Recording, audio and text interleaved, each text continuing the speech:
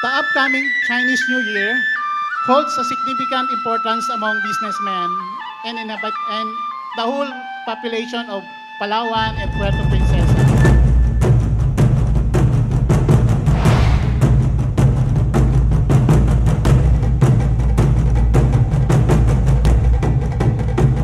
In this year of the Wood Dragon, they say that this year is a very lucky and successful year, and all of us should encourage and help each other in our personal and business ventures. I wanted to wish you all a happy Chinese New Year.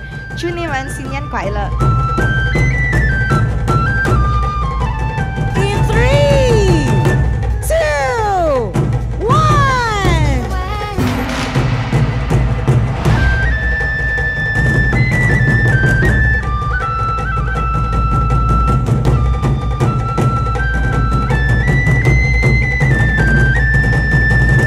Ang Puerto Princesa City Chinoy Festival ay isang popular na cultural event.